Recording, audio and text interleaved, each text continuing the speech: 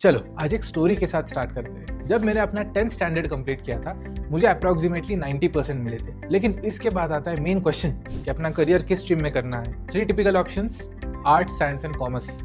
अब जो भी मेरे अराउंड लेट्स से रिलेटिव्स थे, फैमिली मेंबर्स थे, कजिन्स थे, उन्होंने यही एडवाइस दी कि अगर आर्ट्स के लिए जाना है then you are targeting government services. अगर एमपीएससी करना है, यूपीएससी करना है या कॉम्पिटिटिव एग्जाम्स के लिए जाना है, you need lot of time और आर्ट्स स्ट्रीम में वो आपको मिलेगा। लेकिन वो मेरा पर्सनल इंटरेस्ट था नहीं, so I had 2 options, commerce and science.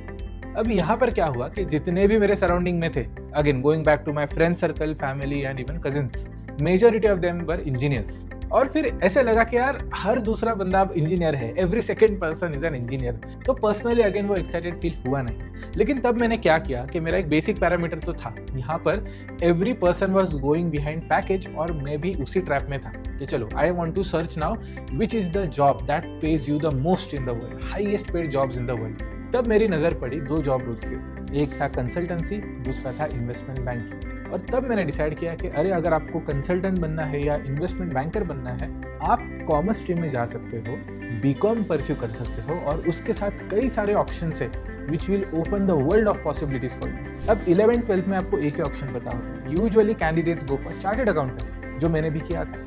But eventually जब मैंने अपना बीकॉम स्टार्ट किया, then I dropped out of chartered accountancy course और उसके बाद the world of opportunities opened up for me. तो आज के वीडियो में हम यही डिस्कस करेंगे कि आप बीकॉम करते हुए या बीकॉम करने के बाद which are the top career opportunities for you, उसे आप टैप इन कैसे कर सकते हो। And to tell you my story, without doing CA, मैंने बीकॉम के साथ कुछ ऐसे कोर्सेज किए, ऐसे डिग्रीज ली, ऐसे पोस्ट ग्रेजुएट डिग्रीज ली, जिसके वजह से इवेंचुअली मैंने कंसल्टेंट ये रोल अचीव किया in a big 4 company called KPMG। और मेरा एक बचपन का सपना था कि यार मैं जब बड़ा होऊंगा मेरी सैलरी महीने में 1 लाख से ज़्यादा होनी चाहिए। Well, in my last job मेरी salary not just 1, it had crossed 2 lakh rupees per month. तो क्या रोड मैप था जिससे मैं अचीव कर सका, आज के वीडियो में हम यही देखेंगे। लेकिन अगर इस चैनल पे आप नए हो, then hi, my name is Aditya Shila. मैं एक सीजन प्रोफेशनल हूँ जिसने अपना करियर फाइनेंस, स्ट्रैटेजी और सस्टेनेबिलिटी डोमेन में परस्यू किया है, where I work with companies such as Deutsche bank, FIS, Botfix and KPMG। मैं एक सर्टिफाइड CMA एंड FRM हूँ। मैंने अपना MBA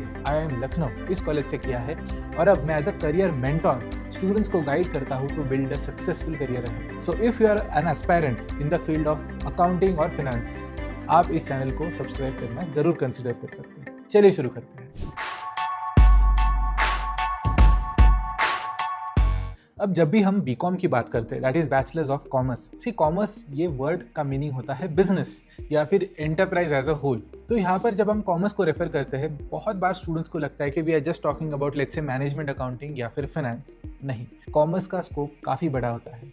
यूजुअली जो भी एक्टिविटीज़ होते हैं एक बिजनेस में, think of let's say operations हो गया, सप्लाई चेन हो गया, मार्केटिंग हो गया एंड सो ऑन, ये सारी चीज़ें कवर हो जाती है with in commerce. So the scope of commerce is quite huge. और इसीलिए जब भी आप कॉमर्स सीखते हो, बीकॉम, आपको यूजुअली एक स्पेशलाइजेशन लेना होता है। जैसे मैंने अपने डिग्री के टाइम पे बीकॉम के साथ स्टैटिस्टिक्स परस्यू किया था, वो भी आ जाता है to some extent within this scope. लेकिन बीकॉम विद HR भी होता है, बीकॉम विद कॉस्टिंग भी होता है, BCom with taxation, BCom with finance, so many options are there. जो भी डोमेन आपको अच्छा लगे आप वो चूज कर सकते हो।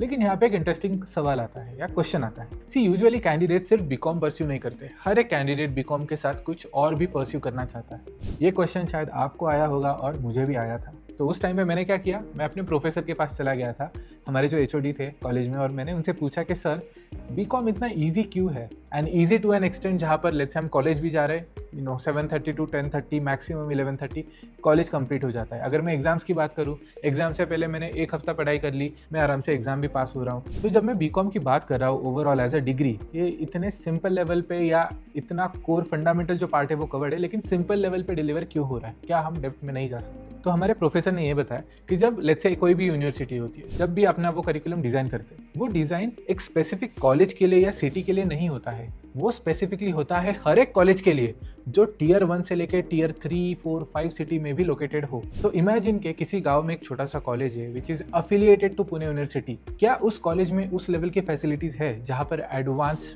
कंसेप्ट्स सिखाए जा सकते हैं, क्या वहाँ पर उतने क्वालिफाइड टीचर्स है, क्या इंफ्रास्ट्रक्चर अवेलेबल है, और यहाँ पर रियल कंस्ट्रेंट्स आ जाते हैं, लिमिटेशंस आ जाते हैं। तो जब भी एक यूनिवर्सिटी अपना करिकुलम डिज़ाइन करती है, उनका एस्पेक्ट थोड़ा सोशल एंगल के तरफ भी होता है, जहाँ पर वो सोशल एस्पेक्ट मतलब इंक्लूसिविटी को भी देखते हैं और एक ऐसा करिकुलम बनाते हैं जो आपको फंडामेंटल पार्ट तो सिखा देता है, लेकिन अगर आपको कुछ कॉम्प्लेक्स सीखना है, एडवांस सीखना है, तो उसके लिए कुछ अदर ऑप्शंस हो सकते हैं with in the same university, या फिर स्टूडेंट्स बाहर अपने क्रेडिबिलिटी पे चेक कर सकते हैं, बाहर अपने प्रेफरेंस के हिसाब से चेक कर सकते हैं to learn something add on which is more advance and maybe which is more updated as per the industry requirement.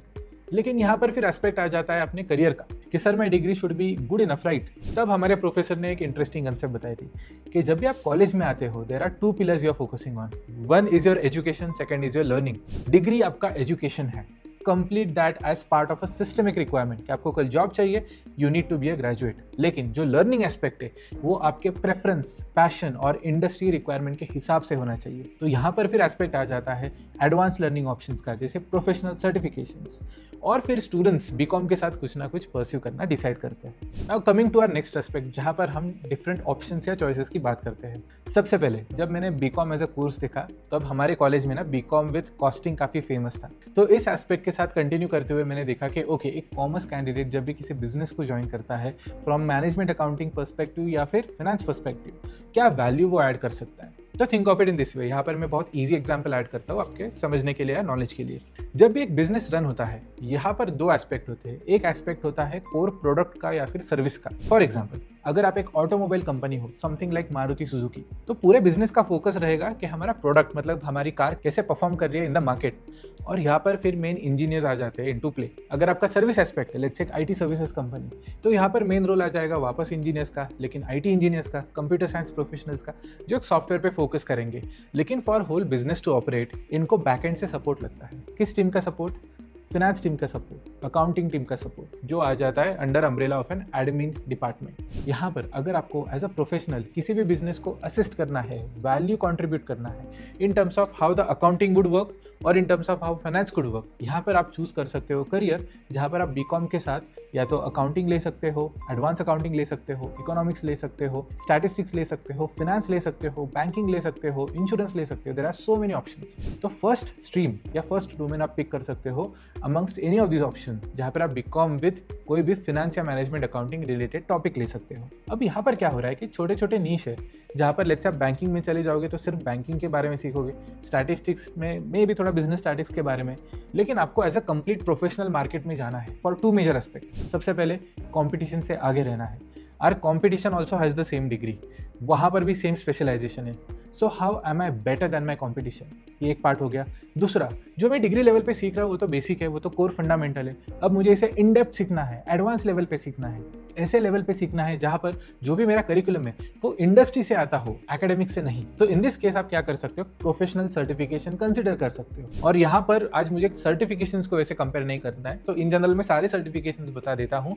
When it comes to Indian market specifically, हमारे लोकल 3 सर्टिफिकेशंस काफ़ी famous है। We have CA, CS and Indian CMA, जिसे cost and management accountant कहा जाता है। This courses मोर और less आपको expertise build करने में हेल्प करती है। सेकंड, अगर आप ग्लोबल ऑप्शंस के लिए देख रहे हो, मतलब इंटरनेशनल सर्टिफिकेशंस जो इंडिया में तो एप्लीकेबल है ही, रिकॉग्नाइज्ड है ही, लेकिन इंडिया के साथ अगर आपको बाहर भी जाना है for your career ahead, let's say masters के लिए जाना है या फिर job scope ahead, let's say काम करने के लिए बाहर जाना है, तो आप इंटरनेशनल सर्टिफिकेशंस भी कंसिडर कर सकते हो। यहाँ पर अगर मैं सर्टिफिकेशंस की बात करूँ, यहाँ पर आप USCMA कर सकते हो, ACCA कर सकते हो, CFA कर सकते हो, FRM कर सकते हो एंड बहुत सारे अदर सर्टिफिकेशंस है जिन्हें आप कंसिडर कर सकते हो। This will be your scope when it comes to management accounting और फाइनेंस। इसके बाद अगर मैं दूसरे स्ट्रीम की बात करूँ, let's say BCom with marketing.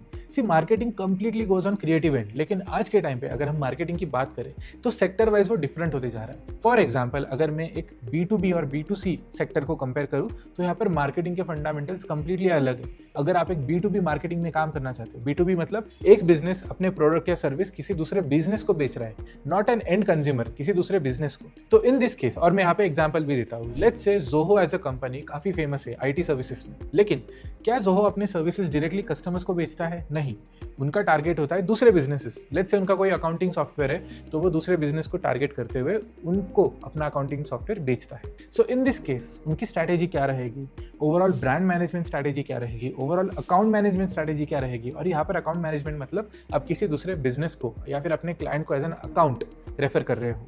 जब मैं व्हाटफिक्स में काम करता था, जो एक आईटी कंपनी है, वहाँ पर मैं अकाउंट मैनेजमेंट टीम में ही काम करता था, जहाँ पर मैं यूरोपियन क्लाइंटल को स्ट्रैटेजाइज करना, एनालाइज करना, अपने पिच डेक्स बनाना, ये काम करता था।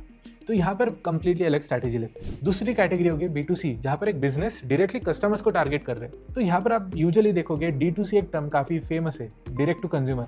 तो यहाँ पर बहुत सारे D2C ब्रांड्स है, जैसे HUL हो गया, नेस्ले हो गया। नेस्ले का अगर मैं एक फेमस प्रोडक्ट बताऊँ तो मैगी हो गया। When a brand like Nestle is targeting Maggi, तो क्या कैंपेन्स बनने चाहिए, कैसे टारगेटिंग होगा, कौन से प्लेटफॉर्म्स में अवेलेबल होना चाहिए, ओवरऑल मार्केटिंग स्ट्रैटेजी या ग्रोथ स्ट्रैटेजी क्या होगी, it comes down to your marketing domain. और इसको अगर मैं आगे स्ट्रेच करूँ तो अब टाइम चल रहा है डिजिटल मार्केटियर्स का, जहाँ पर मार्केटियर्स अलग अलग प्लेटफॉर्म्स को स्टडी कर रहे हैं, सोशल मीडिया प्लेटफॉर्म्स को स्टडी कर रहे हैं, एड कैंपेन्स को स्टडी कर रहे हैं, और वहाँ पर वो अलग अलग बिजनेसेस के लिए अपनी वैल्यू जनरेट कर रहे हैं। तो ये हो गया दूसरा option when it comes to BCom and career scope ahead. अब आते हैं तीसरे ऑप्शन पे, जहाँ पर हम ऑपरेशन या सप्लाई चेन की बात कर सकते हैं। अगर मैं ऑपरेशन से सप्लाई चेन की बात करूँ तो यहाँ पर एक टिपिकल जो ऑप्शन आता है सर्टिफिकेशन का, वो आता है 6 सिग्मा का, जहाँ पर आप ऑपरेशंस के फंडामेंटल्स, एफिशिएंसी, प्रोडक्टिविटी, अलग अलग बिजनेस मॉडल, ऑपरेशंस मॉडल को स्टडी करते हो। और इसके साथ थोड़ा आप एक्सटेंड भी कर सकते हो टुवर्ड्स सप्लाई चेन फंडामेंटल्स, जहाँ पर अगर एक बिजनेस एक सिटी या स्टेट या पैन इंडिया ऑपरेट कर रहा है या अक्रॉस एनी नेशन ऑपरेट कर रहा है, तो अलग अलग बॉटलनेक्स को कैसे मैनेज कर सकता है, प्रोडक्टिविटी या एफिशिएंसी को कैसे अचीव कर सकता है, इस पे फोकस होता है। लेकिन again operations as a job role या फिर supply chain as a job role, इसके लिए आपको strong business acumen, strong acumen around business value chain, और तीसरा जहाँ पर आपको बिजनेस स्टैटिस्टिक्स का नॉलेज होना चाहिए। अब आते हैं अगले डोमेन पे, जहाँ पर आप बिजनेस विद HR परस्यू कर सकते हो। और अगर मैं HR की बात करूँ, I know there is a typical joke जहाँ पर लोग बोलते हैं कि HR तो कुछ काम करता ही नहीं है, या फिर HR तो सिर्फ रंगोली निकालते हैं दिवाली के टाइम पे, but that is not the case. See, अगर आप मुझसे पूछोगे पर्सनली, किसी भी बिजनेस में, किसी भी ऑर्गेनाइजेशन में HR plays a very critical role, क्योंकि HR का काम होता है एक टीम को बिल्ड करना, एक ओवरऑल ऑर्गेनाइजेशन को बिल्ड करना। और जिस तरह का टीम आएगी और जिस तरह की टीम बनेगी, जिस तरह का टैलेंट आएगा किसी भी कंपनी में, वही एक डेफिनेशन, वही एक वैल्यू सिस्टम होता है, वही एक कंपनी को डिफाइन करता है। So a good HR can always build a great company. लेकिन यहाँ पर जो HR फंडामेंटल्स आते हैं, वो आते हैं mainly around the behaviour part, जहाँ पर आप let's say recruitment, talent management, उसके बियॉन्ड जाके लर्निंग एंड डेवलपमेंट फंडामेंटल्स या एफिशिएंसी फंडामेंटल्स, ऐसे चीज़ों पे फोकस कर सकते हो। अब HR के कई सारे ओपन मार्केट सर्टिफिकेशन है, जहाँ पे अलग अलग कॉलेजेस अपने let's say add on courses को यहाँ पर पिच करते हैं या प्लग करते हैं। अगर आपको HR प्रोफेशनल बनना है तो आप EDX या फिर कोर्सेरा जैसे वेबसाइट पे जाके HR के अराउंड कोई भी सर्टिफिकेशन परस्यू कर सकते हो, which is delivered by a reputed college, ताकि वो ब्रांड नेम आपको इवेंचुअली हेल्प करेगा। अब आते हैं वन लास्ट ऑप्शन के ऊपर, जो अब मेरा पर्सनल फेवरेट है and it is fairly new in the market. यहाँ पर मैं बात कर रहा हूँ AI और सस्टेनेबिलिटी के बारे में। सी, AI अगर आप एज अ स्किल देखोगे तो यहाँ पर आपको एक चीज़ जाननी ज़रूरी है, सिर्फ AI को जानना किसी काम का नहीं है। आई सी लॉट ऑफ पीपल जहाँ पर भी उनको AI का कोई कोर्स दिख गया, वीडियो दिख गया, कोई प्रॉम्प्ट दिख गए, तो आप जाके सीखना ट्राई करोगे। लेकिन ऐसे सोचिए कि मुझे मार्केटिंग का कुछ आता ही नहीं है, लेकिन मुझे एक AI टूल आता है, क्या वो मैं AI टूल मार्केटिंग के लिए यूज़ कर सकता हूँ? मुझे पता ही नहीं है कैंपेन कैसे बनता है, मुझे पता ही नहीं है कि क्रिएटिव ऐड कैसे बनाई जाती है। सेम विद फाइनेंस, अगर मुझे कॉर्पोरेट फाइनेंस कैसे काम करता है, डेट का मीनिंग क्या है, इक्विटी का मीनिंग क्या है, प्रोज एंड कॉन्स क्या है, रिस्क क्या है, पता ही नहीं है, तो क्या मैं एक जैसे क्लॉड जैसे टूल यूज़ करके फाइनेंशियल मॉडल बना सकता हूँ या नहीं? The answer is no. क्यों? क्योंकि मैं सही से प्रॉम्प्ट ही नहीं लिख पाऊंगा।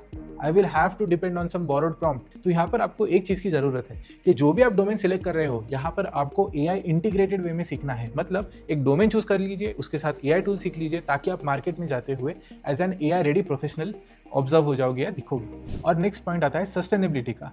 यहाँ पर the world is moving beyond profit. मतलब पहले कंपनीज का ओवरऑल फोकस था कि यार end of the year profit क्या रहे, लेकिन अब कंपनी ये भी देख रहे हैं कि प्रॉफिट के परे जाके हम एनवायरमेंट या प्लैनेट के ऊपर क्या इम्पैक्ट कर रहे हैं, हम पीपल या फिर सोशल एस्पेक्ट पे क्या इम्पैक्ट कर रहे हैं, और एक होलिस्टिक मतलब एवरीथिंग इंक्लूसिव हम ग्रोथ की तरफ जा रहे हैं। तो यहाँ पर businesses are now spending good amount of budget to evaluate कि एक बिजनेस सस्टेनेबिलिटी में कैसे काम कर रहा है, मतलब ESG, एनवायरमेंट, सोशल गवर्नेंस, इन चीज़ों पे कैसे परफॉर्म कर रहा है। और अगर आप एक ऐसे प्रोफेशनल हो जिसके पास डोमेन नॉलेज है, AI नॉलेज है और सस्टेनेबिलिटी का नॉलेज है, तो आज के टाइम पे मैं आपको एक कंप्लीट प्रोफेशनल कह सकता हूँ जो मार्केट में एम्प्लॉयबल है, काफ़ी वैल्यू ऐड कर सकता है और एक सक्सेसफुल करियर बिल्ड कर सकता है। And to top it all, जो ह्यूमन लेड स्किल्स होते हैं, जहाँ पर कम्युनिकेशन की बात आती है, निगोशिएशन की बात आती है, इसको आगे रखिए, इसे मास्टर कर लीजिए। You will be unbeatable in today's job market please. आज के वीडियो के लिए इतना ही। Thank you so much for watching the video. अगर आपको ये पसंद आए, do press the thumbs up button. As usual हम अगले वीडियो में मिलेंगे। Till then take care and bye.